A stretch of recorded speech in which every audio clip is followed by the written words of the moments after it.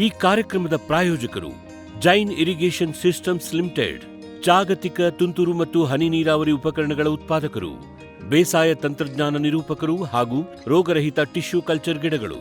Cadbury's, cocoa ಬೆಳೆಸಿ ಅಧಿಕ ಆದಾಯ ಗಳಿಸಿ.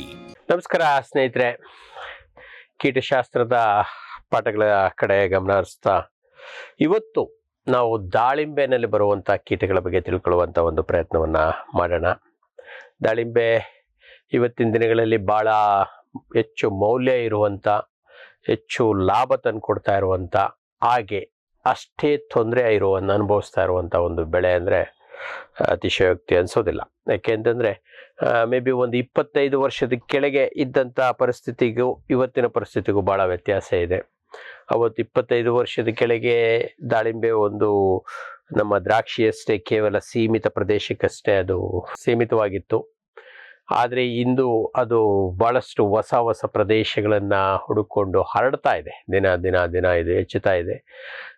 ಅದ್ರ ಜೊತೆಗೆ ಈ ನಮ್ಮ ದಾಳಿಂಬೆಯನ್ನು ಕಾಡುವಂಥ ತೊಂದರೆಗಳು, ರೋಗ ಇರ್ಬೋದು, ಕೀಟ ಇರ್ಬೋದು, ಅಥವಾ ಇನ್ಯಾವುದಾದ್ರೂ ನಮ್ಮ ವಾತಾವರಣದ ವೈಪರೀತ್ಯಗಳು ದಾಳಿಂಬೆನಲ್ಲಿ ಗೋಚರಿಸಿ ಸಹಜ. ಯಾವಾಗ ಯಾವುದೇ ಒಂದು ಬೆಳೆ ನಾವು ಹೆಚ್ಚು ಮಾಡ್ಕೋತಾ ಹೋದಾಗ ಈ ಒಂದು ಬೆಳೆಗೆ ಆಗುವಂಥ ತೊಂದರೆಗಳು ನಮಗೆ ಹೆಚ್ಚಾಗಿ ಕಂಡು ಬರ್ತವೆ. ಅದರಲ್ಲೂ ಪ್ರಮುಖವಾಗಿ ನಮ್ಮ ಕೀಟ ರೋಗಗಳ ಒಂದು ವೈಶಿಷ್ಟ್ಯತೆ, ಬೆಳೆ ಹೆಚ್ಚಾದಂತೆ ಇವುಗಳ ಹಾವಳಿನೂ ಕೂಡ ನಮಗೆ ಹೆಚ್ಚಾಗುವಂಥದ್ದು ಸಹಜ, ನಿಸರ್ಗ ಸಹಜ.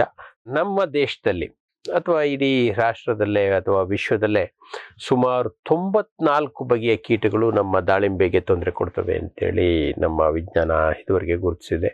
ಅದ್ರ ಜೊತೆಗೆ ಸುಮಾರು 6 ಬಗೆಯ ನುಷಿಗಳು ಸಹ ಇದ್ದಾವೆ. ಸುಮಾರು 94ಕ್ಕೂ ಮೇಲ್ಪಟ್ಟ ಇದಿದ್ದಾವೆ. ಆದರೆ ಇತ್ತೀಚಿನ ಒಂದು ಅಧ್ಯಯನಗಳಿಂದ ಏನು ಗೊತ್ತಾಗ್ತಾ ಇದೆ ಅಂದರೆ ಅವಷ್ಟು 94 ಕೀಟಗಳು ಇದ್ರೂ ಕೂಡ ಕೆಲವು ಕೀಟಗಳು ಮಾತ್ರ ನಮಗೆ ತೊಂದರೆ ಕೊಡ್ತಾ ಇರುವಂಥದ್ದು. ಅದರಲ್ಲೂ ಪ್ರಮುಖವಾಗಿ ಈ ಕೀಟಗಳ ತೊಂದರೆ ಯಾಕೆ ಜಾಸ್ತಿ ಆಗ್ತಾ ಇದೆ ಅನ್ನೋದಕ್ಕೆ ಒಂದು ಪ್ರಮುಖ ಕಾರಣ ಏನಪ್ಪ ಅಂದರೆ, ಈ ಬೆಳೆನಲ್ಲಿ ಈ ದಾಳಿಂಬೆಯನ್ನು ಬೆಳೆಸ್ತಾ ಇರಬೇಕಾದ್ರೆ ನಾವು ಅತಿಯಾದ ರಾಸಾಯನಿಕಗಳ ಬಳಕೆ, ಅದನ್ನು ಪೋಷಕಾಂಶಗಳ ರೀತಿಯಲ್ಲಿರ್ಬೋದು, ಅಥವಾ ಅದಕ್ಕೆ ಬೇಕಾಗುವಂಥ ಹಾರ್ಮೋನ್ಗಳಿರ್ಬೋದು, ಅಥವಾ ನಮ್ಮ ಪೀಡೆನಾಶಕಗಳು, ಕಳೆನಾಶಕವೂ ಸೇರಿ, ಕಳೆನಾಶಕ ಆಗಿರ್ಬೋದು, ರೋಗನಾಶಕ ಆಗಿರ್ಬೋದು, ಅಥವಾ ಕೀಟನಾಶಕ, ಇವುಗಳ ಅತಿಯಾದ ಬಳಕೆ, ಅಥವಾ ಅವುಗಳನ್ನು ಅತಿ ಹೆಚ್ಚಿನ ಪ್ರಮಾಣದಲ್ಲಿ ಬಳಸ್ತಾ ಇರೋದು, ಅಥವಾ ಅತಿ ಹೆಚ್ಚಿನ ಅಂತರದಲ್ಲಿ ಬಳಸ್ತಾ ಇರುವಂಥದ್ದು, ಅನಾವಶ್ಯಕವಾಗಿ ಭಾಳ ಹೆಚ್ಚಿನ ಒಂದು ಹೊತ್ತು ನೀಡಿ ಒತ್ತಡವನ್ನು ಹೇರ್ತಾ ಇರುವಂಥದ್ದು ನಾವು ಗಮನಿಸ್ತಾ ಇದ್ದೀವಿ. ಈ ಎಲ್ಲ ಕಾರಣಗಳಿಂದಾಗಿ ನಮಗೆ ಕೆಲವು ಕೀಟಗಳು ಭಾಳ ದೊಡ್ಡ ಪ್ರಮಾಣದಲ್ಲಿ ನಷ್ಟವನ್ನು ಉಂಟು ಮಾಡ್ತಾ ಇದೆ. ಅದರಲ್ಲಿ ಪ್ರಮುಖವಾಗಿ ಕಂಡುಬರುವಂಥದ್ದು ಅಂತಂದರೆ, ಮೊದಲನೇದಾಗಿ ನಾನು ನಮ್ಮ ಅನಾರ್ ಬಟರ್ಫ್ಲೈ ಅಥವಾ ನಮ್ಮ ದಾಳಿಂಬೆಯ ಚಿಟ್ಟೆ ಅಂತೇನು ಭಾಳ ಪ್ರಖ್ಯಾತವಾಗಿದೆ, ಅಥವಾ ದಾಳಿಂಬೆಯ ಕಾಯಿ ಕೊರಕ ಅಂತೇನು ಗೊತ್ತಿದೆ, ಅದ್ರ ಬಗ್ಗೆ ತಿಳ್ಕೊಳ್ಳುವಂಥ ಪ್ರಯತ್ನ ಮಾಡೋಣ. ಈ ದಾಳಿಂಬೆಯ ಚಿಟ್ಟೆ, ದಾಳಿಂಬೆ ಎಲ್ಲಿದೆಯೋ ಅಲ್ಲೆಲ್ಲ ಕಡೆ ಇದ್ರೂ ಅತಿ ಹೆಚ್ಚಾಗಿ ಈ ದಾಳಿಂಬೆ ಚಿಟ್ಟೆ ನಮಗೆ ನಮ್ಮ ಏಷ್ಯಾ ಖಂಡದಲ್ಲಿ, ಅದರ ನಂತರ ಆಸ್ಟ್ರೇಲಿಯಾ ಮತ್ತು ಆಫ್ರಿಕಾ ಖಂಡಗಳಲ್ಲಿ ಭಾಳ ಇದರ ವ್ಯಾಪ್ತಿ ಇದೆ. ಇದನ್ನು ಆಚೆಗೆ ಯುರೋಪ್ ಅಥವಾ ಅಮೇರಿಕಾದಲ್ಲಿ ಇದು ಅಷ್ಟಾಗಿ ಕಾಣಿಸ್ಕೊಳ್ಳೋದಿಲ್ಲ, ಅಥವಾ ರಷ್ಯಾದಲ್ಲಂತೂ ಇಲ್ಲ. ಇದೊಂದು ನಮ್ಮ ಈ ಚಿಟ್ಟೆಗಳ ಜಾತಿಗೆ ಸೇರಿದಂಥ ಒಂದು ಸಣ್ಣ ಚಿಟ್ಟೆ. ಸಾಧಾರಣವಾಗಿ ಇದರಲ್ಲಿ ಗಂಡು ಹೆಣ್ಣು ಸ್ವಲ್ಪ ವ್ಯತ್ಯಾಸ ಇರ್ತದೆ. ನೀಲಿ ಬಣ್ಣದ ಅಥವಾ ತಿಳಿ ನೀಲಿ ಬಣ್ಣದ ಅಥವಾ ಹೊಳೆಯುವ ನೀಲಿ ಬಣ್ಣದ ಒಂದು ಇದು, ಕೆಲವೊಂದಷ್ಟು ಸಲ ಅದು ಕಂದು ಬಣ್ಣನೂ ಕಾಣಿಸುತ್ತೆ, ಕೆಲವೊಂದಷ್ಟಲ್ಲಿ ನೀಲಿ ಬಣ್ಣ, ಇರಿಡಿಸೆಂಟ್ ಬ್ಲೂ ಅಂತಲೂ ಸಹ ಕರಿತೀವಿ. ಅದ್ರ ಮಧ್ಯೆ ಅಲ್ಲೊಂದು ಸ್ವಲ್ಪ ಇಲ್ಲೊಂದು ಸ್ವಲ್ಪ ಈ ಕಂದು ಬಣ್ಣ ಇರೋದ್ರಿಂದ ಇದು ಭಾಳ ನೋಡಲಿಕ್ಕೆ ಕಣ್ಣಿಗೆ ಆಕರ್ಷಣೀಯವಾಗಿ ಕಾಣಿಸುತ್ತೆ. ಸಾಧಾರಣವಾಗಿ ಇದರಲ್ಲಿ ಗಂಡು ಚಿಟ್ಟೆ ಏನಿದೆ ಸುಮಾರು 1.5 ಸೆಂಟಿಮೀಟರ್ ಉದ್ದ ಇದ್ದು, ಅದು 2 ರೆಕ್ಕೆಗಳನ್ನು ತೆರ್ಕೊಂಡು ಕೂತ್ಕೊಂಡ್ರೆ ಸುಮಾರು 2.5 ಸೆಂಟಿಮೀಟರ್ನಷ್ಟು ಅಗಲ ಆಗ್ತವೆ. ಅದೇ ರೀತಿ ಹೆಣ್ಣು ಗಂಡಿಗಿಂತ ಸ್ವಲ್ಪ ದೊಡ್ಡದಿರುತ್ತೆ, ಅದು ಸಹ 1.5 ಸೆಂಟಿಮೀಟರ್ಗಿಂತ ಸ್ವಲ್ಪ ತುಸುವೆ ದೊಡ್ಡದಿದ್ದು, ಅದರ ರೆಕ್ಕೆಗಳನ್ನು ತೆರ್ಕೊಂಡ್ರೆ ಸುಮಾರು 3.5 ಸೆಂಟಿಮೀಟರ್ ಆಗಲಿಕ್ಕೆ ಇದರ ರೆಕ್ಕೆಗಳನ್ನು, ಅಂದರೆ ಇಲ್ಲಿ ರೆಕ್ಕೆಗಳ ಗಾತ್ರ ಸ್ವಲ್ಪ ಜಾಸ್ತಿ ಇರುತ್ತೆ, ಅದು ಒಂದು. ಅದ್ರ ಜೊತೆಗೆ ಈ ಹೆಣ್ಣಿನಲ್ಲಿ ನಾವು ಗುರುತಿಸೋದಕ್ಕೆ ಇನ್ನೊಂದು ವೈಶಿಷ್ಟ್ಯತೆ ಏನಪ್ಪ ಅಂದರೆ, ಈ ರೆಕ್ಕೆಗಳ ಮೇಲ್ಭಾಗದಲ್ಲಿ, ಮಧ್ಯಭಾಗದಲ್ಲಿ, ಮುಂದಿನ ರೆಕ್ಕೆಗಳ ಮಧ್ಯಭಾಗದಲ್ಲಿ ಒಂದು ವಿ ಆಕಾರದ ಒಂದು ಕಂದು ಬಣ್ಣದ ಚುಕ್ಕೆ ನಮಗೆ ಕಾಣಿಸ್ತದೆ.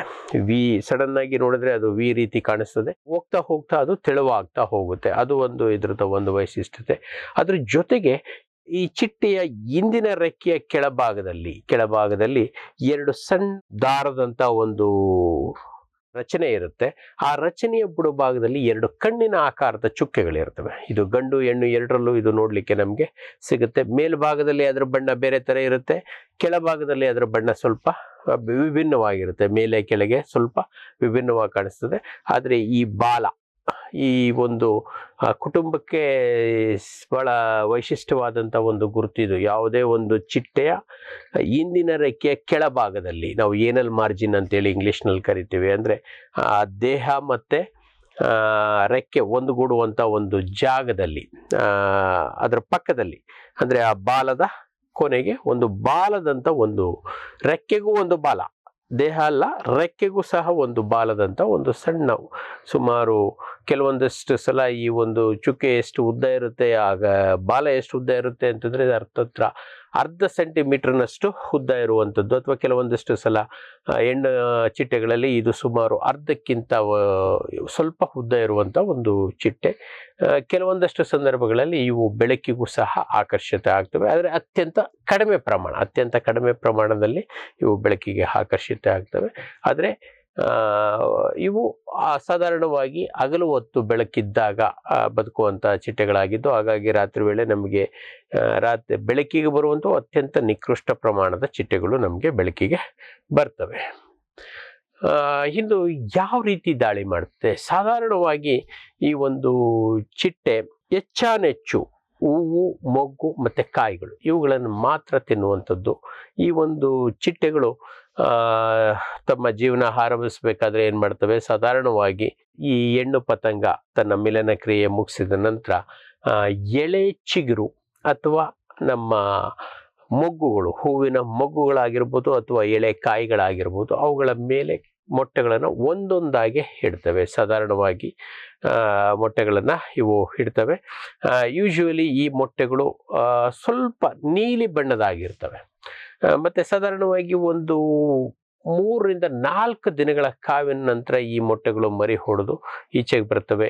ಈ ಮರಿಹುಳುಗಳು ಸುಮಾರು 4 ಹಂತಗಳಲ್ಲಿ, ಪ್ರತಿ ಹಂತವನ್ನು ಸಹ 2 ರಿಂದ 4, ಗರಿಷ್ಠ 4 ದಿನಗಳಲ್ಲಿ ಒಂದೊಂದು ಹಂತವನ್ನು ಮುಗಿಸ್ತವೆ. ಮೊದಲನೇ ಹಂತ 2 ರಿಂದ 3 ದಿನದಲ್ಲಿ ಮುಗಿಸಿದ್ರೆ 2, 3 ಮತ್ತು 4ನೇ ಹಂತ ಸಾಧಾರಣವಾಗಿ 3 ರಿಂದ 4 ದಿನಗಳಲ್ಲಿ ಒಂದೊಂದು ಹಂತವನ್ನು ಇದು ಮುಗಿಸ್ತದೆ. ಒಂದು ಬಲಿತಂಥ ಒಂದು ಕೀಟ, ಈ ಒಂದು ಕಾಯಿಕೊರ್ಕದ ಹುಳುವಿನ ಕೀಟ ಸುಮಾರು 1.5 ಸೆಂಟಿಮೀಟರ್ಗಿಂತ ಸ್ವಲ್ಪ ತುಸುವೆ ದೊಡ್ಡದಿರ್ತದೆ. ಮತ್ತೆ ಇದು ಸ್ವಲ್ಪ ನೋಡ್ಲಿಕ್ಕೆ ಏನಾಗಿರುತ್ತೆ ಅಂತಂದ್ರೆ ನಮ್ಮ ಹಳದಿ ಬಣ್ಣದಲ್ಲಿರುತ್ತೆ, ಸ್ವಲ್ಪ ತಿಳಿ ಹಳದಿ ಬಣ್ಣದಲ್ಲಿರುತ್ತೆ. ಸ್ವಲ್ಪ ಬಂಡಿಗೆ ಹಳದಿ ಬಣ್ಣನೂ ಇರುತ್ತೆ, ಹಳದಿ ಜೊತೆಗೆ ಹಸಿರು ಇರುತ್ತೆ, ಹಸಿರು ಜೊತೆಗೆ ಕೆಲವೊಂದಷ್ಟರಲ್ಲಿ ಕಂದು ಬಣ್ಣವೂ ಇದೆ. ಒಂದು ಹಲವಾರು ಬಣ್ಣಗಳು ನಮಗೆ ಇಲ್ಲಿ ಮಿಶ್ರವಾಗಿರೋದು ನಮಗೆ ನೋಡ್ಲಿಕ್ಕೆ ಕಾಣಿಸ್ತದೆ. ಅದ್ರ ಜೊತೆಗೆ ಅದರ ಬಾಲದ ಕಡೆಗೆ ಒಂದೆರಡು ಕಪ್ಪು ಚುಕ್ಕೆಗಳು ನಮಗೆ ನೋಡ್ಲಿಕ್ಕೆ ಬಹಳ ಸ್ಪಷ್ಟವಾಗಿ ಕಾಣಿಸ್ತವೆ. ಬೆಳೆದಂತ ಮರಿಹುಳು 1-2 ದಿನ ಏನೂ ತಿನ್ನದೆ ಹಾಗೆ ಗಿಡದಲ್ಲೇ ಅಥವಾ ಕಾಯಿ ಒಳಗೆ, ಆದಷ್ಟು ಕಾಯಿನ ಒಳಗೆನೆ ಇದು ಇರುತ್ತೆ. ಮತ್ತೆ ಆ ಒಂದು ಸಂದರ್ಭದಲ್ಲಿ ತನ್ನ ದೇಹದ ಗಾತ್ರವನ್ನು ಸ್ವಲ್ಪ ಕುಗ್ಗಿಸಿ ನಂತರ ಇದು ಕೋಶಾವಸ್ಥೆಗೆ ಹೋಗ್ತದೆ. ಕೋಶಾವಸ್ಥೆಯನ್ನು ಸುಮಾರು 5 ರಿಂದ 6 ದಿನಗಳಲ್ಲಿ ಆ ಒಂದು ಕಾಯಿಯ ಒಳಗೆನೆ ಇದು ಕೋಶಾವಸ್ಥೆಗೆ ಹೋಗ್ತದೆ. ಯಾವ ಕಾಯಿಯಲ್ಲಿ ಇದು ತಿಂತಾ ಇರುತ್ತೋ ಅದೇ ಕಾಯಿನಲ್ಲಿ ಇದು ಕೋಶಾವಸ್ಥೆಗೆ ಹೋಗ್ತದೆ. ತದನಂತರ ಮರಿಹುಳು ಕೋಶಾವಸ್ಥೆ ಮುಗಿಸಿ ಚಿಟ್ಟೆ ಹೊರಗೆ ಬರುತ್ತೆ. ನಮ್ಮ ಶೀತ ಪ್ರದೇಶಗಳಲ್ಲಿ, ಉದಾಹರಣೆಗೆ ನಮ್ಮ ಹಿಮಾಚಲ್ ಪ್ರದೇಶ ಇರ್ಬೋದು ಅಥವಾ ಕಾಶ್ಮೀರ ಇರ್ಬೋದು, ಇಂಥ ಒಂದು ಶೀತ ವಲಯದ ಪ್ರದೇಶಗಳಲ್ಲಿ ಮಾತ್ರ ಚಳಿಗಾಲದಲ್ಲಿ ಇದು ಕೋಶಾವಸ್ಥೆಯಲ್ಲಿ ಇದು ಒಂದು ನಿದ್ರಾವಸ್ಥೆಗೆ ಹೋಗ್ತದೆ, ಚಳಿಗಾಲವನ್ನು ತಡೆ ಹಿಡಿಯೋದಕ್ಕೋಸ್ಕರ. ಮತ್ತು ನಮ್ಮ ಅಕ್ಟೋಬರ್ ನವಂಬರ್ ತಿಂಗಳಲ್ಲಿ ಅಲ್ಲಿ ಕೋಶಾವಸ್ಥೆಗೆ ಹೋಗಿ ನಿದ್ರೆಗೆ ಜಾರಿದರೆ ನೆಕ್ಸ್ಟು ಮಾರ್ಚ್ ಏಪ್ರಿಲ್ ತಿಂಗಳಿನಲ್ಲಿ ಹೊಸ ಚಿಗುರು ಚೈತ್ರ ಕಾಲ ಬಂದ ನಂತರ ಅಲ್ಲಿ ಇದು ಬರುತ್ತೆ. ಬಟ್ ನಮ್ಮ ಪ್ರದೇಶದಲ್ಲಿ ಹಾಗಿಲ್ಲ.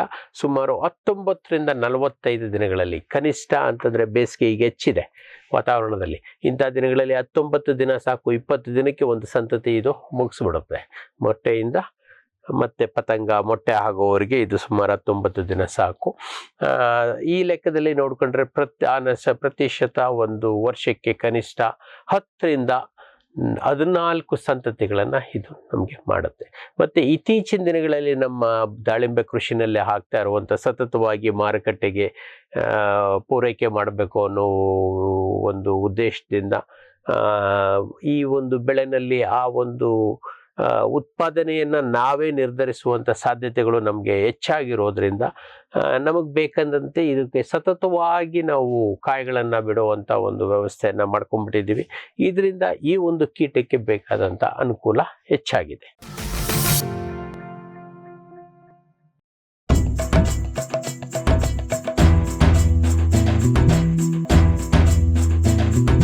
ಕೃಷಿ ಪ್ರಗತಿ ಸಾಕಾರವಾಯಿತು, ಸ್ಟಿಲ್ ತಂತ್ರಜ್ಞಾನದಿ ಸಾಧ್ಯವಾಯಿತು, ಬದಲಾವಣೆಗೆ ಕಾಲ ಕೂಡಿ ಬಂತು. ಸ್ಟಿಲ್ ಉಪಕರಣಗಳು ತನ್ನಿ ಪರಿವರ್ತನೆ.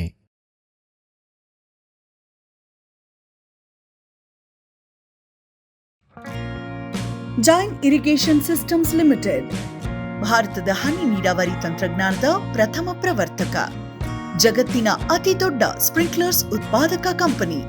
ಸಂರಕ್ಷಿತ ಕೃಷಿಯಲ್ಲಿ ಹಸಿರು ಮನೆಗಾಗಿ ಮಿಸ್ಟರ್, ಫಾಗರ್, ಫ್ಯಾನ್ ಮತ್ತು ಪ್ಯಾಡ್ ಹಾಗೂ ನೆರಳು ಮನೆ, ಸ್ವಯಂಚಾಲಿತ ನೀರಾವರಿ ವ್ಯವಸ್ಥೆ ಮತ್ತು ರಸಾವರಿ ತಂತ್ರಜ್ಞಾನ. ಕೃಷಿಯಲ್ಲಿ ನೀರಿನ ಸಮರ್ಪಕ ಬಳಕೆ ಹಾಗೂ ಉಳಿತಾಯಕ್ಕೆ ಮತ್ತೊಂದು ಹೆಸರು ಜೈನ್. ಕ್ಯಾಡ್ಬರಿ ಚಾಕೊಲೇಟಿನ ಮೂಲ ಅಂಶ ಕೋಕೋ. ನಿಮ್ಮ ಆದಾಯ ದ್ವಿಗುಣಕ್ಕೆ ಕೋಕೋ ಒಂದು ಉತ್ತಮ ಬೆಳೆ. ಅಂತರ ಬೆಳೆ, ಏಕ ಬೆಳೆಯಾಗಿ ಕರ್ನಾಟಕದೆಲ್ಲೆಡೆ ಕೋಕೋ ಬೆಳೆಯಬಹುದು. ಹೈಬ್ರಿಡ್ F1 ಗಿಡಗಳ ಪೂರೈಕೆ ಮತ್ತು ಕೋಕೋ ಬೀಜ ಖರೀದಿ ಕ್ಯಾಡ್ಬರಿಯಿಂದ.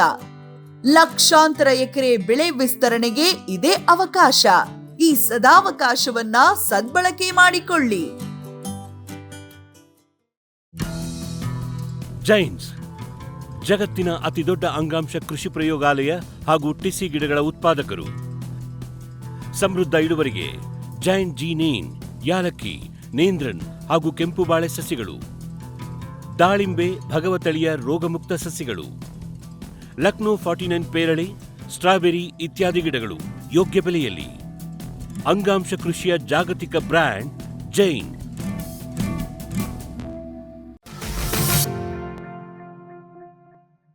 ಇದರ ದಾಳಿ ಯಾವ ರೀತಿ ಇರುತ್ತೆ, ಹಾನಿ ಯಾವ ರೀತಿ ನಾವು ಗುರುತಿಸೋದು ಅಂತಂದರೆ, ಸಾಧಾರಣವಾಗಿ ಮೊಗ್ಗುಗಳಾಗಿರ್ಬೋದು ಅಥವಾ ನಮ್ಮ ಕಾಯಿಗಳ ಮೇಲೆ ಇವು ಒಂದು ಸಣ್ಣ ತೂತನ್ನು ಕೊರೆದು ಆ ತೂತಿಂದ ಕಸವನ್ನು ಹೊರಗೆ ಹಾಕ್ತಾ ಇರ್ತವೆ. ಇದು ಸಂಪೂರ್ಣವಾಗಿ ಇದರ ದೇಹ ಒಳಗೆ ಸೇರ್ಕೊಂಡಿರುತ್ತೆ. ಆ ಒಂದು ಯಾವ ರಂಧ್ರದ ಮೂಲಕ ಇದು ಕಾಯಿ ಅಥವಾ ಹೂವಿನ ಒಳಗೋಗಿರುತ್ತೋ ಆ ರಂಧ್ರದಿಂದ ನಮಗೆ ರಸ ಹೊರಗೆ ಸೋರ್ತಾ ಇರ್ತದೆ, ಅದರ ಕಸ ಹೊರಗೆ ಸೋರ್ತಾ ಇರ್ತದೆ. ಕೆಲವೊಂದಷ್ಟು ಸಂದರ್ಭದಲ್ಲಿ ಮಳೆಗಾಲ ಬಂದಂಥ ಸಂದರ್ಭದಲ್ಲಿ ಅದಿನ್ನೂ ಕೊಳೆತು ಇನ್ನೂ ಬೇಗ ಇದಾಗುತ್ತೆ. ಭಾಳಷ್ಟು ಸಂದರ್ಭಗಳಲ್ಲಿ ಎಳೆ ಕಾಯಿ ಆಗಿರ್ಬೋದು ಅಥವಾ ಹೂಗಳಾಗಿರ್ಬೋದು, ಮೊಗ್ಗುಗಳಾಗಿರ್ಬೋದು, ಅವು ಭಾಳಷ್ಟು ಸಂದರ್ಭಗಳಲ್ಲಿ ಉದುರು ಹೋಗ್ತವೆ. ಬಲಿತ ಕಾಯಿಗಳು ಮಾತ್ರ ಅಥವಾ ಬೆಳವಣಿಗೆ ಆಗ್ತಾ ಇರುವಂಥ ಕಾಯಿಗಳು ಮಾತ್ರ ಹಾಗೆ ಉಳ್ಕೊಳ್ಳುವಂಥ ಸಾಧ್ಯತೆಗಳು ಹೆಚ್ಚು. ಭಾಳಷ್ಟು ಸಂದರ್ಭಗಳಲ್ಲಿ ಈ ಒಂದು ಕಾಯಿಗಳು, ಹಾನಿಗೊಳಗಾದ ಕಾಯಿಗಳು ಒಣಗಿ ಹೋಗ್ತವೆ. ಒಳಗಡೆ ಇರುವಂಥ ಎಲ್ಲ ಪದಾರ್ಥವನ್ನು ಇದು ತಿನ್ನುತ್ತೆ. ಮತ್ತು ಆ ಕಾಯಿಗಳು ಬಹುತೇಕ ಸಂದರ್ಭಗಳಲ್ಲಿ ಬಲಿತಿದ್ದಂಥ ಸಂದರ್ಭಗಳಲ್ಲಿ ಅವು ಹಾಗೆ ಗಿಡದಲ್ಲಿ ಉಳ್ಕೊಂಡ್ಬಿಡುತ್ತೆ. ಇದು ಈ ಒಂದು ಕಾಯಿ ಏನು ನಮ್ಮ ಕಾಯಿ ಕೊರಕದ ಹಾನಿಯನ್ನು ಅಥವಾ ಈ ಚಿಟ್ಟೆಯ ಹಾನಿಯನ್ನು ಗುರುತಿಸುವಂಥ ಒಂದು ಲಕ್ಷಣ. ಇನ್ನು ಇದರ ನಿರ್ವಹಣೆ ಹೇಗೆ ಮಾಡೋದು? ನಿರ್ವಹಣೆ ಅಂದರೆ ಅತ್ಯಂತ ಸರಳವಾದಂಥ ವಿಧಾನ ಏನಪ್ಪ ಅಂತಂದರೆ, ನಮ್ಮ ತೋಟದಲ್ಲಿ ಸ್ವಚ್ಛತೆಯನ್ನು ಕಾಪಾಡಿಕೊಳ್ಳುವಂಥದ್ದು. ಪ್ರತಿ ಸಲ ನಮ್ಮ ಕಟಾವು ಮುಗಿದ ತಕ್ಷಣ ಆ ಬಿದ್ದಂಥ ಕಾಯಿಗಳನ್ನು ಅಥವಾ ಗಿಡದಲ್ಲೇ ಹಾಗೆ ಉಳ್ಕೊಂಡಂಥ ಕಾಯಿಗಳನ್ನು ಅವುಗಳನ್ನೆಲ್ಲ ಬೀಳಿಸಿ ಕೆಳಗೆ ಸ್ವಚ್ಛ ಮಾಡೋದು. ಮತ್ತು ಬುಡದ ಕೆಳಗಡೆ ಇರುವಂಥ ಕೋಶಗಳೇನಾದರೂ ಉಳ್ಕೊಂಡಿದ್ರೆ ಅಥವಾ ಕಾಯಿಗಳಿಂದ ಒಳಗಡೆ ಇದ್ದಂಥ ಆ ಕೋಶಗಳೇನಿರ್ತವೆ ಅವುಗಳನ್ನೆಲ್ಲ ನಾಶ ಮಾಡೋದಕ್ಕೋಸ್ಕರ ನಮ್ಮ ಗಿಡದ ಸುತ್ತ ಹಗತೆ ಮಾಡಿ ಅಂಥದ್ದನ್ನು ಬಿಸಿಲಿಗೆ ಅದನ್ನು ಎಕ್ಸ್ಪೋಸ್ ಮಾಡುವಂಥದ್ದು. ಮತ್ತು ಅಂಥ ಸಂದರ್ಭಗಳಲ್ಲಿ ನಾವು ಆ ಗಿಡದ ಕೆಳಗಡೆ ಸುಣ್ಣ ಹಾಕುವಂಥದ್ದು, ನಮ್ಮ pHಗೆ ಲಭ್ಯತೆ ಅನುಕೂಲ ಅವಶ್ಯಕತೆ ಇದ್ದರೆ ಮಾತ್ರ, ಇಲ್ಲ ಅಂತಂದರೆ ಬ್ಲೀಚಿಂಗ್ ಪೌಡ್ರ್ ಹಾಕುವಂಥದ್ದು. ಕೆಲವೊಂದಷ್ಟು ಸಂದರ್ಭದಲ್ಲಿ ಅನಿವಾರ್ಯ ಅಂದ ಸಂದರ್ಭಗಳಲ್ಲಿ ಕೀಟನಾಶಕದ ಪುಡಿಗಳು ಸಿಗ್ತವೆ, ಮೆಲಾಥಿಯನ್ ಆಗಿರ್ಬೋದು ಅಥವಾ ಕ್ಲೋರ್ಪೈರಿಫಾಸ್ ಆಗಿರ್ಬೋದು. ಇಂಥ ಪುಡಿಗಳನ್ನು ನಾವು ಬಳಸೋದು ಅತ್ಯಂತ ಅನಿವಾರ್ಯ ಯಾವಾಗ ಹಾನಿ ಜಾಸ್ತಿ ಇದ್ದಂಥ ಸಂದರ್ಭಗಳಲ್ಲಿ. ಅಥವಾ ನಾವು ಜೈವಿಕವಾಗಿ ಈ ಥರದನ್ನು ಮಾಡ್ತೀವಿ ಅಂತಂದರೆ ನಾನು ಈಗಾಗಲೇ ಭಾಳಷ್ಟು ಸಲ ಹೇಳ್ತಾ ಇದ್ದೀನಿ, ಈ ಕೀಟಗಳ ನಿರ್ವಹಣೆಗೆ ಬಯಲಿನಲ್ಲಿ ಕೋಳಿಗಳನ್ನು ಬೆಳೆಸುವಂಥದ್ದು ಭಾಳ ಒಂದು ಉತ್ತಮ ಅವಕಾಶ ಇದೆ. ಅದನ್ನು ಕೂಡ ಇಲ್ಲಿ ನಾವು ಬಳಸ್ಕೋಬೋದು. ಆದರೆ ಅಲ್ಲಿ ಕೀಟನಾಶಕವನ್ನು ನಾವು ಬಳಸಬಾರ್ದು. ಕೀಟನಾಶಕ ಇಲ್ಲದೆ ಇದ್ದ ಸಂದರ್ಭಗಳಲ್ಲಿ ಮಾತ್ರ ಕೋಳಿಗಳನ್ನು ನಾವು ಬಿಡ್ಬೋದು. ಅದರ ನಂತರ ಅತ್ಯಂತ ಪ್ರಮುಖವಾಗಿ ಕಾಯಿಕೊರಕದ ನಿರ್ವಹಣೆಗೆ ಅತ್ಯಂತ ಪ್ರಮುಖವಾಗಿ ನಾವು ಮಾಡಬೇಕಾಗಿರೋದು ಅಂತಂದರೆ, ಯಾವುದೇ ಶ್ರಮ ಇಲ್ಲದೆ ಅತ್ಯಂತ ಕಡಿಮೆ ಖರ್ಚಿನ ಮತ್ತು ವಾತಾವರಣಕ್ಕೆ ಯಾವುದೇ ತೊಂದರೆ ಆಗದೆ ಇರುವಂಥದ್ದು ಅಥವಾ ಒಂದು ಗ್ರಾಹಕನಿಗೂ ಹೆಚ್ಚು ಮೌಲ್ಯ ತಂದುಕೊಡುವಂಥದ್ದು ಅಂತಂದರೆ, ಈ ಒಂದು ಕಾಯಿಗಳಿಗೆ ಪರಾಗಸ್ಪರ್ಶ ಆದ ತಕ್ಷಣವೇ ನಾವು ಈ ಒಂದು ಪೇಪರ್ ಬ್ಯಾಗ್ಗಳನ್ನು, ಇವತ್ತಿನ ದಿನಗಳಲ್ಲಿ ಪೇಪರ್ ಬ್ಯಾಗ್ಗಳಲ್ಲಿ ಹಲವಾರು ವಿಧಗಳು ಬಂದಿದ್ದಾವೆ. ಆರ್ಡಿನರಿ ನ್ಯೂಸ್ ಪೇಪರ್ನಿಂದನೂ ಕೂಡ ರೋಲ್ ಮಾಡೋದ್ರಿಂದ ಇರ್ಬೋದು, ಅಥವಾ ನಮ್ಮ ಬಟರ್ ಪೇಪರ್ ಬ್ಯಾಗ್ ಇರ್ಬೋದು, ಅಥವಾ ಬ್ರೌನ್ ಪೇಪರ್ ಬ್ಯಾಗ್ಗಳಾಗಿರ್ಬೋದು. ಆದಷ್ಟು ಬಿಳಿ ಬಣ್ಣದಾದರೆ ಭಾಳ ಉತ್ತಮ. ಇವುಗಳನ್ನು ನಾವು ಅದಕ್ಕೆ ಸುತ್ತಬೋದು. ಅಥವಾ ಇವತ್ತಿನ ದಿನಗಳಲ್ಲಿ ಫೋಮ್ ಬ್ಯಾಗ್ಗಳು ಕೂಡ ಭಾಳಷ್ಟು ಮಾರ್ಕೆಟಿಗೆ ಬಂದಿದ್ದಾವೆ. ಈ ಬ್ಯಾಗ್ಗಳ ಒಂದು ಅಡ್ವಾಂಟೇಜ್ ಏನಪ್ಪ ಅಂದರೆ, ಆ ಬ್ಯಾಗ್ಗಳ ಸಮೇತನೇ ನಾವು ಅದನ್ನು ಕಿತ್ತು ಮಾರುಕಟ್ಟೆಗೆ ಕಳಿಸೋದಕ್ಕೂ ಭಾಳ ಅನುಕೂಲ ಆಗ್ತದೆ. ಹಾಗಾಗಿ ಇವತ್ತಿನ ದಿನಗಳಲ್ಲಿ ಆ ಫೋಮ್ ಬ್ಯಾಗ್ಗಳ ಬಳಕೆ ಕೂಡ ಭಾಳ ಈಗಾಗಲೇ ನಮ್ಮ ರೈತರಲ್ಲಿ ಭಾಳಷ್ಟು ಹೇರಳವಾಗಿ ಬಳಸ್ತಾ ಇದ್ದಾರೆ. ಅದೊಂದು ಅತ್ಯಂತ ಪರಿಣಾಮಕಾರಿಯಾದಂಥ ವಿಧಾನ. ಇನ್ನು ಇವುಗಳಿಗೆ ರಾಸಾಯನಿಕಗಳ ಬಳಕೆ ಬೇಕು ಅಂತಂದಾಗ, ಅನಿವಾರ್ಯ ಅಂತಂದ ಸಂದರ್ಭಗಳಲ್ಲಿ ಆದಷ್ಟು ನಮ್ಮ ಕೀಟನಾಶಕ ರಹಿತ ಕ್ರಮಗಳಾದಂಥ, ರಾಸಾಯನಿಕ ರಹಿತ ಕ್ರಮಗಳಾದಂಥ ನಮ್ಮ ಅಜರ್ಡಕ್ಟಿನ್ 10,000 ppm ಏನಿದೆ ಅದನ್ನು 1 ml ಆಗಿರ್ಬೋದು, ಅದನ್ನು ಸಾದಷ್ಟು ಹೆಚ್ಚಾಗಿ ನಮ್ಮ ಹೂ ಬರುವಂಥ ಕಾಲದಲ್ಲಿ, ಅದರ ನಂತರ ಹೂ ಹರಳುವಂಥ ಕಾಲದಲ್ಲಿ, ಹೂ ಮೊಗ್ಗು ಬರುವಂಥ ಕಾಲದಲ್ಲಿ, ತದನಂತರ ನಮ್ಮ ಹೂ ಹರಳುವಂಥ ಕಾಲದಲ್ಲಿ, ಮತ್ತು ಕಾಯಿ ಇನ್ನು ಹೆಳಸಿರುವಂಥ ಕಾಲದಲ್ಲಿ, ಸುಮಾರು ಒಂದು ನಿಂಬೆ ಎಳೆ ನಮ್ಮ ಗೋಲಿ ಗಾತ್ರದಿಂದ ಹಿಡಿದು ಒಂದು ನಿಂಬೆ ಗಾತ್ರದ ಬರೋವರೆಗೂ ನಾವು ಒಂದು ಕನಿಷ್ಠ 3 ರಿಂದ 4 ಬಾರಿ ಈ ಸಿಂಪಡಣೆಯನ್ನು ಬಳಸೋದು ಅತ್ಯಂತ ಪರಿಣಾಮಕಾರಿಯಾದಂಥ ವಿಧಾನ. ಇದರಿಂದ ಏನಾಗ್ತದೆ, ಈ ಒಂದು ಚಿಟ್ಟೆಗಳು ನಮ್ಮ ಕಾಯಿಗಳ ಮೇಲೆ ಅಥವಾ ಮೊಗ್ಗುಗಳ ಮೇಲೆ ಮೊಟ್ಟೆ ಇಡುವುದನ್ನು ನಾವು ವಿಕರ್ಷಿಸ್ಬೋದು, ಅದರಿಂದ ದೂರ ತಳ್ಳೋದಕ್ಕೆ ಅವಕಾಶ ಇದೆ. ಅನಿವಾರ್ಯ ಸಂದರ್ಭಗಳಲ್ಲಿ ನಾವು ಅತ್ಯಂತ ಪರಿಣಾಮಕಾರಿಯಾದಂಥ ಕೀಟನಾಶಕಗಳಾದ ಥಯಾಮೆಥಾಕ್ಸಾಮ್ ಆಗಿರ್ಬೋದು, ಅಥವಾ ಎಮಮೆಕ್ಟಿನ್ ಬೆಂಜೋಯೇಟ್ ಇರ್ಬೋದು, ಅಥವಾ ಇಂಡಾಕ್ಸಾಕಾರ್ಬ್ ಇರ್ಬೋದು, ಇವುಗಳನ್ನು ನಾವು ಬಳಸೋದು ಪರಿಣಾಮಕಾರಿ. ಆದರೆ ಇಲ್ಲಿ ಥಯಾಮೆಥಾಕ್ಸಾಮ್ ಬಳಸಬೇಕಾದ್ರೆ ಒಂದು ಎಚ್ಚರಿಕೆ ಇರಬೇಕು. ಹೂ ಹರಳುವಂಥ ಸಂದರ್ಭದಲ್ಲಿ ನಾವು ಈ ಥಯಾಮೆಥಾಕ್ಸಾಮನ್ನು ಬಳಸಬಾರ್ದು. ಯಾಕೆ ಅಂತಂದರೆ ಅದು ನಮ್ಮ ಜೇನು ಹುಳುಗಳಿಗೆ ಸ್ವಲ್ಪ ತೊಂದರೆ ಕೊಡುವಂಥ ಸಾಧ್ಯತೆ ಇರೋದರಿಂದ ಥಯಾಮೆಥಾಕ್ಸಾಮ್ ಬಿಟ್ಟು ಎಮಮೆಕ್ಟಿನ್ ಬೆಂಜೋಯೇಟ್ ಅಥವಾ ಇಂಡಾಕ್ಸಾಕಾರ್ಬ್ಗಳನ್ನು, ಕೀಟನಾಶಕಗಳು ಎಲ್ಲವೂ ತೊಂದರೆ ಕೊಡ್ತವೆ, ಅದರಲ್ಲಿ ಇದ್ದದ್ರಲ್ಲಿ ಥಯಾಮೆಥಾಕ್ಸಾಮ್ ಸ್ವಲ್ಪ ಜಾಸ್ತಿ ಹಾನಿ ಮಾಡುತ್ತೆ. ಹಾಗಾಗಿ ಅದನ್ನು ಅವಾಯ್ಡ್ ಮಾಡಿ ನಂತರ ಅದನ್ನು ಬಳಸೋದು ಉತ್ತಮ. ಇವು ಸಾಧಾರಣವಾಗಿ ಕಡಿಮೆ ಖರ್ಚಿನ ಕೀಟನಾಶಕಗಳು. ಇದಲ್ಲದೇನು ಇನ್ನೂ ಹಲವಾರು ಕೀಟನಾಶಕಗಳಿದ್ದಾವೆ, ಬಳಸ್ಬೋದು.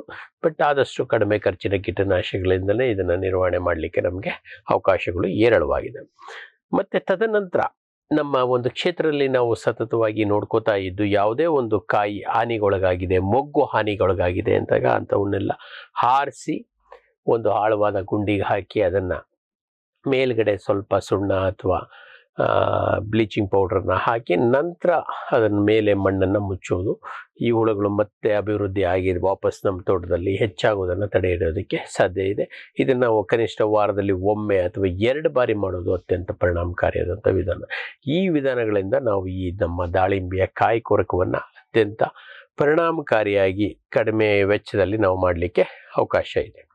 ಈ ಕಾರ್ಯಕ್ರಮದ ಪ್ರಾಯೋಜಕರು ಜೈನ್ ಇರಿಗೇಷನ್ ಸಿಸ್ಟಮ್ಸ್ ಲಿಮಿಟೆಡ್, ಜಾಗತಿಕ ತುಂತುರು ಮತ್ತು ಹನಿ ನೀರಾವರಿ ಉಪಕರಣಗಳ ಉತ್ಪಾದಕರು, ಬೇಸಾಯ ತಂತ್ರಜ್ಞಾನ ನಿರೂಪಕರು ಹಾಗೂ ರೋಗರಹಿತ ಟಿಶ್ಯೂ ಕಲ್ಚರ್ ಗಿಡಗಳು. ಕ್ಯಾಡ್ಬರೀಸ್, ಕೋಕೋ ಬೆಳೆಸಿ ಅಧಿಕ ಆದಾಯ ಗಳಿಸಿ.